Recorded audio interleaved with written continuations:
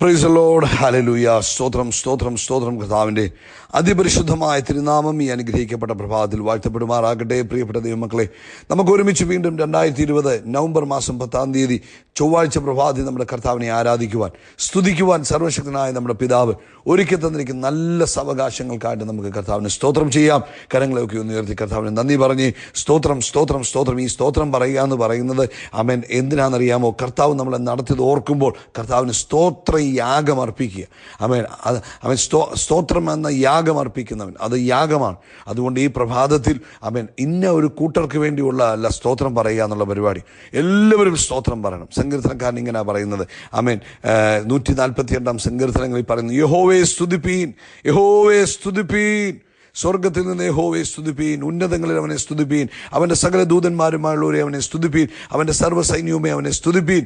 ആമേൻ. എന്നിട്ട് താഴോട്ട് വന്നിട്ട് അതിൻ്റെ 11-12 ഭാഗ്യത്തിൽ പറയും, ഭൂമിയിലെ രാജാക്കന്മാരും സകല വംശങ്ങളും, ഭൂമിയിലെ പ്രഭുക്കന്മാരും സകല ന്യായാധിപന്മാരും, യുവാക്കളും യുവതികളും വൃദ്ധന്മാരും ബാലന്മാരും ഇവരൊക്കെയും യഹോവയുടെ നാമത്തെ സ്തുതിക്കട്ടെ. അപ്പം പ്രിയപ്പെട്ടവരെ, കർത്താവിനെ സ്തുതിക്കാൻപ്പെട്ട കാറ്റഗറിയിലാണോ നിങ്ങൾ? ആമേൻ ആമേൻ. അങ്ങനാണെങ്കിൽ നിങ്ങൾ മിണ്ടാതിരിക്കരുത്. എന്തിനാ സ്തോത്രം പറയുന്നത്? കർത്താവ് നമ്മളെ അത്ഭുതകരമായിട്ട് കഴിഞ്ഞ പകൽക്കാലം നടത്തി, അതിന് സ്തോത്രം പറയണം.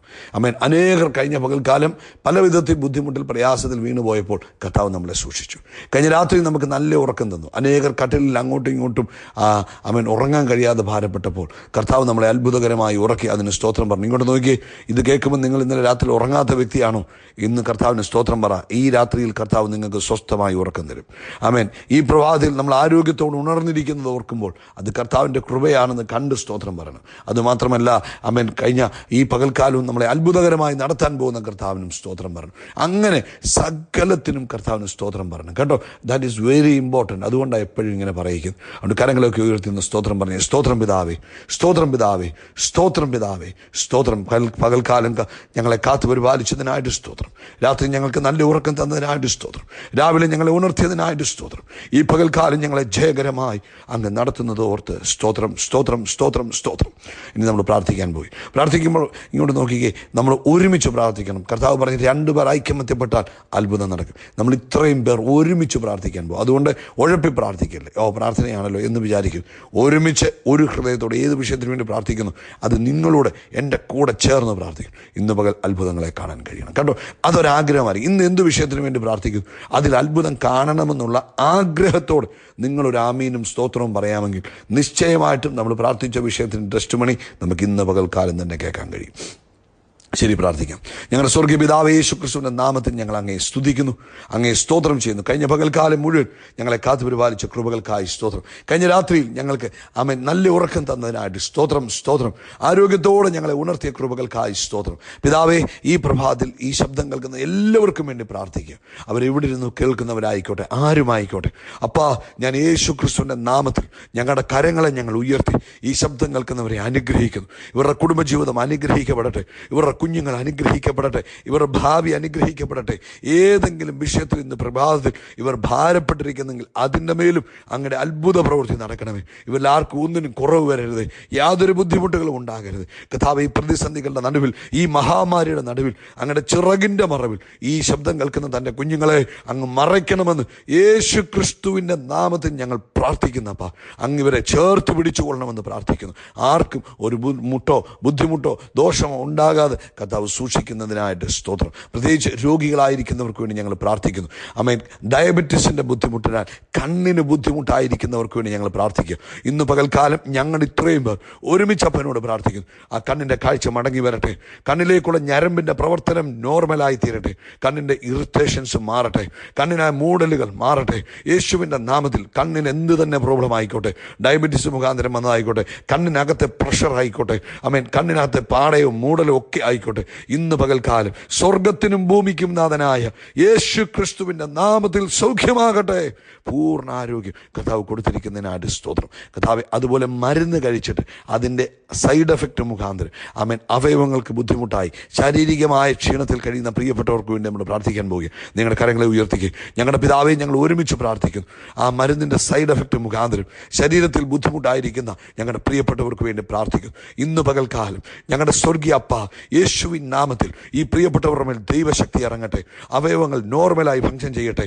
ഡാമേജായ അവയവങ്ങൾ യേശുവിൻ്റെ നാമത്തിൽ ജീവൻ വ്യാപരിക്കട്ടെ. അത്ഭുതം നടക്കട്ടെ. സ്വസ്ഥത വ്യാപരിക്കട്ടെ. പൂർണ്ണ ആരോഗ്യത്തോടെ പൂർണ്ണ സൗഖ്യത്തോടെ ഈ പകൽക്കാലം തന്നെ. ആമേൻ, ആമേൻ, ആമേൻ. ആ ശരീരം മാറുന്നതിനായിട്ട് സ്തോത്രം. അങ്ങ് കൊടുത്ത അത്ഭുതത്തിന് സ്തോത്രം. അങ്ങ് കൊടുത്ത വിടുതലിന് സ്തോത്രം. അങ്ങ് ചെയ്ത ദൈവ പ്രവൃത്തിക്കായിട്ട് നന്ദി പറയുന്നു. ഒന്നും അങ്ങേക്ക് അസാധ്യമല്ല.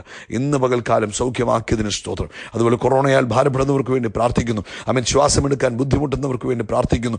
ആമേൻ. സംസാരിക്കാൻ ബുദ്ധിമുട്ടുന്നവർക്ക് വേണ്ടി പ്രാർത്ഥിക്കുന്നു. കർത്താവേ, ഇന്ന് പകൽക്കാലം യേശുവിൻ്റെ നാമത്തിൽ അങ്ങയുടെ കരം ചലിക്കണമേ. അങ്ങയുടെ പ്രവൃത്തി നടക്കണമേ. സ്വർഗത്തിനും ഭൂമിക്കും നാഥനായ യേശുവിൻ്റെ നാമത്തിൽ സൗഖ്യമാകട്ടെ. അതുപോലെ സാമ്പത്തിക ബുദ്ധിമുട്ടിലൂടെ പോകുന്നവരുണ്ട്. കർത്താവെ, ജോലിയില്ലാതെ ഭാരപ്പെടുന്നവരുണ്ട്. ഇന്ന് പകൽക്കാലം കർത്താവ് അത്ഭുതം ചെയ്യണമേ. കർത്താവെ, നിന്റെ കുഞ്ഞുങ്ങളെ അങ്ങ് വിടുവിക്കണമേ. കർത്താവെ, ഇന്ന് പകൽക്കാലം അങ്ങയുടെ വേല ചെയ്യുന്ന അങ്ങയുടെ ഭൃത്യന്മാർക്ക് വേണ്ടി ഞങ്ങൾ പ്രാർത്ഥിക്കുന്നു. അവരെ പരിപാലിക്കുകയും സംരക്ഷിക്കുകയും അവരുടെ ആവശ്യങ്ങൾ ഇടപെടുകയും ചെയ്യുന്ന കൃപകൾക്കായി സ്തോത്രം. ഒരിക്കലൂടെ ഈ ശബ്ദം കേൾക്കുന്നവരെ അനുഗ്രഹിക്കുന്നു. ഇത് മറ്റുള്ളവരിലേക്ക് എത്തിച്ചു കൊടുക്കുന്ന തൻ്റെ കുഞ്ഞുങ്ങളെയും അനുഗ്രഹിച്ചു പ്രാർത്ഥിക്കുന്നു. കർത്താവ് അത്ഭുതം ചെയ്തതിനായിട്ട് നന്ദി. യേശു ക്രിസ്തുവിൻ്റെ നാമത്തിൽ തന്നെ. ആമേൻ, ആമേൻ, ആമേൻ. കർത്താവ് നിങ്ങളെ അനുഗ്രഹിക്കട്ടെ. കർത്താവിൻ്റെ കൃപ, സമാധാനം, സ്വസ്ഥത നിങ്ങളുടെ ജീവിതത്തിൽ വർദ്ധിച്ചു വരുന്നതിനായിട്ട് ഞാൻ കർത്താവിന് സ്തോത്രം പറയുന്നു. കർത്താവിൻ്റെ കൃപയിൽ ആശ്രയിച്ച് നമുക്ക് ദൈവവചനം കേൾക്കാം. മർക്കോസിൻ്റെ സുവിശേഷം 3-ാം അധ്യായം അതിൻ്റെ 14-ാമത്തെ വാക്യമാണ് വായിക്കുന്നത്. Mark chapter 3:14. അവിടെ പറയുന്നു, അവൻ തന്നോടുകൂടെ ഇരിപ്പാനും പ്രസംഗിക്കേണ്ടതിനായിപ്പാനും തൻ്റെ ശിഷ്യന്മാരെ തിരഞ്ഞെടുത്ത കാര്യമാണ് ഇവിടെ പറയുന്നത്. ഇന്ന് നമ്മൾ ചിന്തിക്കുന്നത്, കർത്താവായ യേശു ക്രിസ്തു തൻ്റെ ശിഷ്യന്മാരെ തിരഞ്ഞെടുക്കുമ്പോൾ തൻ്റെ ഏറ്റവും പ്രധാനപ്പെട്ട ഉദ്ദേശമെന്ന് പറയുന്നത് തന്നോടുകൂടെ ഇരുപ്പാനായിരുന്നു. അപ്പം ഇന്ന് പ്രഭാതത്തിലും കർത്താവ് നമ്മളോട് പറയുന്നത്, ഞാൻ നിങ്ങളെയൊക്കെ തിരഞ്ഞെടുത്തത് ഒന്നാമത്തെ ഉദ്ദേശം നിങ്ങൾ എൻ്റെ കൂടെ ഇരിക്കണം. കർത്താവിൻ്റെ കൂടെ ഇരിക്കുവാനാണ് നമ്മളെ ഓരോരുത്തരെയും തിരഞ്ഞെടുത്തത്. നമ്മൾ ആരും കർത്താവിനെ തിരഞ്ഞെടുത്തു എന്നല്ല തിരുവചനത്തിൽ എഴുതിയിരിക്കുന്നത്. നിങ്ങൾ എന്നെ തിരഞ്ഞെടുത്തു എന്നല്ല, ഞാൻ നിങ്ങളെ തിരഞ്ഞെടുത്തു. കണ്ടോ? അപ്പോൾ യേശു എന്നെയും നിങ്ങളെയും തിരഞ്ഞെടുത്തത്. അതിനൊരു സ്തോത്രം പറയണ്ടായോ? വേണം അല്ലേ? കർത്താവ് നമ്മുടെ നമ്മൾ വിചാരിക്കും ആ കടഭാരം വന്നതുകൊണ്ട്, അല്ലെങ്കിൽ ആ കുടുംബ പ്രശ്നം വന്നതുകൊണ്ട്, അല്ലെങ്കിൽ ജോലി പ്രശ്നം വന്നതുകൊണ്ട് ഞാൻ യേശുവിനെ തിരഞ്ഞെടുത്തു. നോ, അതൊക്കെ വന്നതിൻ്റെ വഴിയെന്ന് പറയുന്നത് കർത്താവിൻ്റെ മുൻ പ്ലാനുകളായിരുന്നു. അപ്പം എന്തിനു വേണ്ടിയായിരുന്നു? കർത്താവിൻ്റെ അടുക്കലേക്ക് നമ്മൾ വരുവാൻ. അപ്പം കർത്താവ് നമ്മളെ തെരഞ്ഞെടുത്തതാണ്. എപ്പം?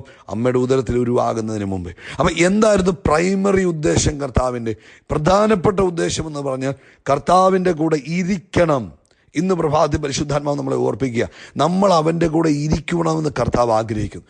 ഏദൻ തോട്ടത്തിലേക്ക് നോക്കിക്കേ, എല്ലാ ദിവസവും സായംകാലമാകുമ്പോൾ പിതാവായ ദൈവം ആദമിനോടും ഹവ്വയോടും സംസാരിക്കുവാൻ വേണ്ടി ഇറങ്ങി വരുമായിരുന്നു. അത്രയ്ക്ക് കർത്താവിന് മനുഷ്യരോട് കൂട്ടായ്മ ആചരിക്കുന്നത്, അല്ലെങ്കിൽ ഫെലോഷിപ്പ് എന്ന് പറയുന്നത് കർത്താവിന് ഭയങ്കര ഇഷ്ടമായിരുന്നു. പ്രിയപ്പെട്ടവരെ, ഇന്നും ഇത് തന്നെയാണ് കർത്താവ് ആഗ്രഹിക്കുന്നത്, നമ്മുടെ കൂടെ ഇരിപ്പാൻ. അവൻ്റെ കൂടെ നമ്മൾ ഇരിക്കണമെന്നും അവനോട് സംസാരിക്കണമെന്നും അവന് സംസാരിക്കണമെന്നും ഒക്കെ കർത്താവിന് ഭയങ്കര ആഗ്രഹമാണ്. പക്ഷെ എന്ത് ചെയ്യാനാണ്? ഇപ്പോഴത്തെ ബിസി ആയതുകൊണ്ട്, നമ്മുടെ സാഹചര്യങ്ങളെല്ലാം തിരക്കേറിയതായതുകൊണ്ട് നമ്മൾ പലപ്പോഴും അതിന് സമയം കണ്ടെത്താറില്ല. അതുകൊണ്ടാണ് പലരും പരാജയപ്പെട്ടു പോകുന്നത്. ദൈവസന്നിധിയിൽ ഇരിക്കണം. അപ്പം ചോദിക്കും, നമ്മൾ ഈ ദൈവസന്നിധിയിൽ ഇരിക്കുക എന്ന് പറഞ്ഞാൽ പ്രാർത്ഥിക്കുന്നതല്ലേ? ആന്നു. പ്രാർത്ഥന മാത്രമല്ല, നമ്മുടെ കാര്യങ്ങളെ പറഞ്ഞ് കർത്താവിനെ വിഷമിപ്പിക്കുന്ന കാര്യങ്ങൾ മാത്രമല്ല, അത് വിഷമമല്ല, അതുമാത്രം പറയുന്നതല്ല ഈ കൂടെ ഇരിക്കുക എന്ന് പറയുന്നത്. ഇപ്പം ഞാൻ ചോദിക്കട്ടെ, ഒരാൾ നമ്മുടെ അടുക്കലോട്ട് വരിക, ഈ പുള്ളി വന്ന ഉടനെ എൻ്റെ ബ്രദറെ അവരുടെ വീട്ടിലെ കാര്യങ്ങൾ, അവരുടെ കുഞ്ഞുങ്ങളുടെ കാര്യങ്ങൾ, അവരുടെ കുറേ പൊങ്ങച്ചങ്ങൾ, അല്ലെ അവരുടെ കുറേ ആവശ്യങ്ങൾ, ഇത് മാത്രം പറയുകയാണെങ്കിൽ ഈ ആൾ വരുമ്പോൾ നമുക്ക് അത്ര വലിയ സന്തോഷമൊന്നും തോന്നത്തില്ല. തോന്നുമോ? തോന്നത്തില്ല. കാരണം എന്നാ? നമ്മുടെ ഉള്ളിൽ തോന്നുന്ന ഒരു കാര്യമുണ്ട്. നമുക്ക് തോന്നും, ഇവരുടെ കാര്യം മാത്രമേ എപ്പോഴും പറയത്തുള്ളൂ. പക്ഷെ അങ്ങനെയല്ല. മറിച്ച് ഇവിടെ വന്ന് നമ്മളോട് കാര്യങ്ങളൊക്കെ ചോദിക്കുന്നു, നമ്മുടെ കൂടെ സമയം ചെലവിടുന്നു, നമുക്ക് സന്തോഷമുള്ള കാര്യങ്ങളൊക്കെ പറയുന്നു. അങ്ങനെ സമയം സ്പെൻഡ് ചെയ്യുമ്പോഴാണ് ആ ബന്ധത്തിനൊരു ഊഷ്മളത വരുന്നത്. കർത്താവ് ഇവിടെ പറയുന്നു, എന്നോടുകൂടെ ഇരിപ്പാൻ. നിങ്ങൾക്കറിയാമോ, യേശു ക്രിസ്തു ഈ ആ കഷ്ടാനുഭവത്തിൻ്റെ സമയത്ത് ഗത്സമനയിൽ വെച്ച് പറയുന്നത്, എന്നോടുകൂടെ ഉണർന്നിരിപ്പാൻ നിങ്ങൾക്ക് കഴിയുന്നില്ലേ? കാരണം താൻ കഷ്ടതയിലൂടെ കടന്നു പോവുക, മനോവേദയിലൂടെ കടന്നു പോവുക. അന്നേരം ശിഷ്യന്മാർക്കൊക്കെ അവരൊക്കെ ഉറങ്ങുക. അപ്പോൾ അവരവരുടെ കാര്യം നോക്കുക. അപ്പോൾ യേശു, എന്നോടുകൂടെ നിങ്ങൾക്ക് അല്പസമയം ഉണർന്നിരിപ്പാൻ പോലും കഴിയുന്നില്ലേ? എന്തോ അതിനകത്ത് അർത്ഥം. സർവശക്തനാണ്, പക്ഷേ ആ സമയത്ത് കൂടെ ഇരിക്കണമെന്ന് ആഗ്രഹമുണ്ട്. ഇന്ന് പ്രഭാതത്തിൽ എന്നോടും നിങ്ങളോടും ചോദിക്കുന്ന ചോദ്യമാണ്, കുഞ്ഞുങ്ങളെ, നിങ്ങൾ എൻ്റെ കൂടെ ഇരിക്കെ. പ്രിയപ്പെട്ടവരെ, കർത്താവിൻ്റെ കൂടെ സമയം ചിലവിടുന്നത് പോലെ ഏറ്റവും പ്രയോജനമുള്ള ഒരു സമയം വേറെ നമ്മുടെ ജീവിതത്തിൽ ലഭിക്കത്തില്ല. അതാണ് തിരുവചനത്തിൽ പറഞ്ഞത്, ഹല്ലേലൂയ, അവൻ്റെ സന്നിധിയിൽ കഴിക്കുന്ന ഒരു ദിവസം വേറെ 1000 ദിവസങ്ങളെക്കാൾ, ഒരു നിമിഷം വേറെ 1000 നിമിഷങ്ങളെക്കാൾ നല്ലത്. കാരണം എന്താ, കർത്താവിൻ്റെ കൂടെ ഇരിക്കുമ്പോൾ നമുക്ക് ഇമ്പാർട്ടേഷൻ ഉണ്ട്. അവിടേക്ക് നമ്മൾ വരിക. അതിന് മുമ്പ് ഞാൻ പറയും, ഈ കർത്താവിൻ്റെ കൂടെ ഇരിക്കുക എന്ന് പറഞ്ഞാൽ രാവിലെ എഴുന്നേറ്റ് കർത്താവേ ഇന്ന കാര്യങ്ങൾ ചെയ്യണമേ, അത് നടത്തി തരണമേ, ഇത് നടത്തി തരണമേ, കർത്താവേ കൊച്ചിനെ അങ്ങോട്ട് വിടുന്നേ, ഇത് കാര്യം നോക്കിക്കോണേ. ഇത് മാത്രമല്ല, ഇതെല്ലാം കർത്താവിന് അറിയാം. പറയണ്ടെന്ന് ഞാൻ പറയുന്നില്ല, നിങ്ങൾ പറഞ്ഞു. പക്ഷേ അതിലുപരി കർത്താവിൻ്റെ കൂടെ ഇരുന്നിട്ട്, കർത്താവേ, ദാവീദ് പറഞ്ഞതുപോലെ നിൻ്റെ മനോഹരത്വം എനിക്ക് കാണണം, ആമേൻ, നിൻ്റെ ശക്തി എനിക്കൊന്ന് അനുഭവിക്കണം, നിൻ്റെ സാമീപ്യം എനിക്കൊന്ന് അനുഭവിക്കണം. നിനക്ക് എന്നോടുള്ള സ്നേഹം എത്ര വലുതാ കർത്താവേ, എന്നോടുള്ള അങ്ങയുടെ ദയ എത്ര വലുതാ കർത്താവേ, എന്നോടുള്ള അങ്ങയുടെ കൃപ എത്ര വലുതാ, അങ്ങ് സർവശക്തനല്ലേ എന്ന് പറഞ്ഞ് അവനോട് സംസാരിക്കുക, അവൻ്റെ സന്നിധിയിലിരുന്ന് അവൻ്റെ മഹത്വത്തെ വർണ്ണിക്കുക. മാത്രമല്ല, അപ്പോൾ നമ്മളോട് കർത്താവ് ഇങ്ങോട്ട് സംസാരിക്കും. അതുകൂടെ നമുക്ക് കേൾക്കുവാൻ നമ്മുടെ കർത്താവ് സംസാരിക്കുന്ന ദൈവമാണ് കേട്ടോ. അത് നിങ്ങൾ തിരിച്ചറിയണം. പലപ്പോഴും നമ്മൾ വിചാരിക്കുന്നത്, ഇല്ല ഇത് ആകാശവാണി മാതിരി ഒറ്റ അങ്ങോട്ട് മാത്രമേ ഉള്ളൂ. അല്ലല്ല, കർത്താവ് നമ്മളോട് സംസാരിക്കുക. എപ്പോഴാണെന്നറിയാം?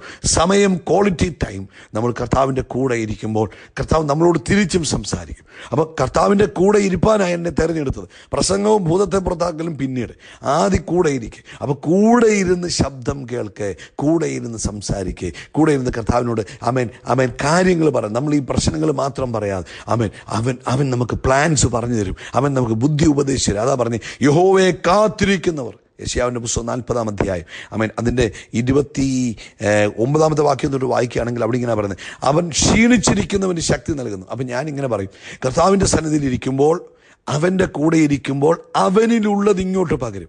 നമ്മുടെ നാട്ടിൽ നമുക്കൊരു പഴഞ്ചൊല്ലുണ്ട്, മുല്ലപ്പൂമ്പടി ഏറ്റുകിടക്കും കല്ലിനുമുണ്ട സൗഗന്ധ്യം എന്ന് വെച്ചാൽ, മുല്ലപ്പൂവ് ഇങ്ങനെ ഒരു കല്ലേ കൂടെ കയറിപ്പോയാൽ ആ കല്ലെടുത്ത് മണത്താൽ പോലും ഒരു മുല്ലപ്പൂവിൻ്റെ മണമുണ്ട്. ആമേൻ. നമ്മൾ ആരുടെ കൂടെ നടക്കുന്നു, ആരുടെ കൂടെ ഇരിക്കുന്നു എന്നുള്ളത് വളരെ ഇമ്പോർട്ടൻ്റ് ആണ്.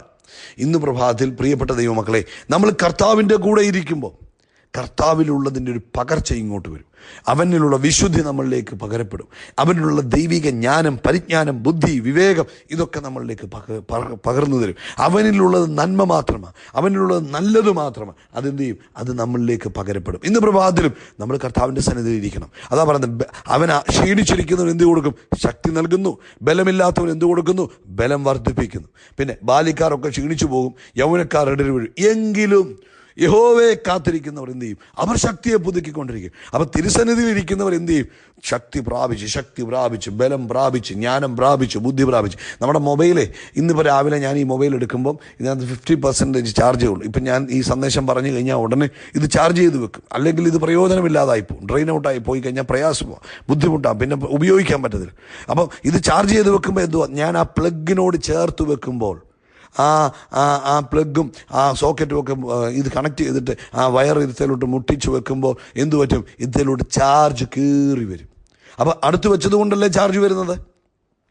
ഇതുപോലെ യഹോവയുടെ സന്നിധിയിൽ ഇരിക്കുമ്പോൾ, യേശുവിൻ്റെ കൂടെ ഇരിക്കുമ്പോൾ യേശുവിലുള്ള സമാധാനം നമ്മളിലേക്ക് വരും, യേശുവിലുള്ള സന്തോഷം നമ്മളിലേക്ക് വരും, യേശുവിലുള്ള സ്വസ്ഥത നമ്മളിലേക്ക് വരും, യേശുവിലുള്ള കൃപകൾ നമ്മളിലേക്ക് വരും. നിങ്ങൾക്കറിയാമോ, നിങ്ങൾ ഇന്ന് പകൽക്കാലം എങ്ങനെ കാര്യങ്ങൾ ചെയ്യണം, എങ്ങനെ കാര്യങ്ങളെ കൈകാര്യം ചെയ്യണം, എങ്ങനെയൊക്കെ പോകണം എന്നുവരെ ഈ കൂട്ടായ്മയ്ക്കകത്ത് നിങ്ങളിലേക്ക് ട്രാൻസ്ഫോർമേഷൻ നടക്കും. കർത്താവിൻ്റെ കൈമാറ്റങ്ങൾ നടക്കും. അവൻ നമ്മളിലേക്ക് പകർന്നുകൊണ്ടിരിക്കും. നമ്മളിലേക്ക് പകർന്നു തരും. അപ്പം എന്തു വേണം? ദൈവസന്നിധിയിൽ ഇരിക്കാൻ പഠിക്കണം, കർത്താവിനോട് കൂടെ ഇരിക്കാൻ പഠിക്കണം. അപ്പോൾ യഹോവയെ കാത്തിരിക്കുന്ന ശക്തിയെ പുതുക്കും, അവർ കഴുകന്മാരെ പോലെ ചിറകടിച്ച് കയറും. ആമേൻ. അപ്പോൾ ഈ മൊബൈൽ ഫോണ് നമ്മൾ ചുമ്മാതെ വെച്ച് അതിൻ്റെ ചാർജ് ഇല്ലാതാകുമ്പോൾ, നമ്മൾ അത് ഇലക്ട്രിസിറ്റിയോട് കണക്ട് ചെയ്ത് വെക്കുമ്പോൾ വീണ്ടും അത് ചാർജായി വീണ്ടും ഉപയോഗപ്രദമാകുന്നത് പോലെ നമ്മൾ കർത്താവിൻ്റെ കൂടെ ഇരിക്കുമ്പോൾ നമ്മൾ കൂടുതൽ നിൻ്റെ യൗവനം കഴുകനെ പോലെ പുതുകി വരും. നിങ്ങൾ കൂടുതൽ ഫലപ്രദമായി തീരും. നിങ്ങൾ കൂടുതൽ ആമേൻ കർത്താവിന് വേണ്ടി പ്രയോജനപ്പെടുവാനിട വരും. അതുകൊണ്ട് പ്രിയപ്പെട്ടവരെ, ഇങ്ങോട്ട് നോക്കി, എൻ്റെ കർത്താവേ എൻ്റെ കാര്യങ്ങൾ നടത്തണേ എന്നുള്ള പ്രാർത്ഥന മാത്രമല്ല, കർത്താവിൻ്റെ കൂടെ അല്പസമയം ചെലവിടുവാൻ നിങ്ങൾ തയ്യാറായാൽ നിങ്ങളുടെ ലൈഫ് ചേഞ്ചിങ് ആയിരിക്കും. അതുകൊണ്ട് എല്ലാ ദിവസവും ഒരു ക്വാളിറ്റി ടൈം കർത്താവിൻ്റെ കൂടെ ഇരിപ്പാൻ, കർത്താവ് പറയുന്നത് കേൾക്കുവാൻ. അപ്പോൾ ചോദിക്കുക, എത്ര ചുമ്മാതൊന്നിരുന്നേ, ഒന്നിരുന്നേ. എന്നിട്ട് ചുമ്മാ ഒന്ന് സ്തോത്രമൊക്കെ പറഞ്ഞുകൊണ്ട് അവിടോട്ടൊന്ന് ഇരുന്നേ. അത് ഈ മൊബൈലൊക്കെ ഒന്ന് മാറ്റി വെച്ചിട്ട്, ആമേൻ, നിങ്ങളുടെ പ്രശ്നങ്ങളൊക്കെ ഒന്ന് മാറ്റി വെച്ചിട്ട് അവിടെ ഒന്ന് ഇരിക്കാതെ ഇരുന്നിട്ട്, കർത്താവേ, ഞാൻ അങ്ങേ ആരാധിക്കുന്നു, ഞാൻ അങ്ങേ സ്തുതിക്കുന്നു, ഓ താങ്ക് യു ജീസസ് എന്നൊക്കെ പറഞ്ഞ് പെതുക്കെ അങ്ങോട്ട് തുടങ്ങിക്ക്. ഇത് ചില ദിവസങ്ങൾ കഴിയുമ്പോഴത്തേക്കിന് നിങ്ങളുടെ ലെവലങ്ങ് മാറാൻ തുടങ്ങും കേട്ടോ. കർത്താവ് നിങ്ങളെ അനുഗ്രഹിക്കട്ടെ. ഒന്ന് പ്രാക്ടീസ് ചെയ്യണേ ദയവായിട്ട്. കർത്താവ് ഈ വചനങ്ങളാൽ നിങ്ങളെ അനുഗ്രഹിക്കട്ടെ. അടുത്തൊരു ലെവലിലേക്ക് നിങ്ങളെ ഉയർത്തട്ടെ. We are shining, we are shining, we are shining by the power of Holy Spirit. God bless you, God bless you, God bless U.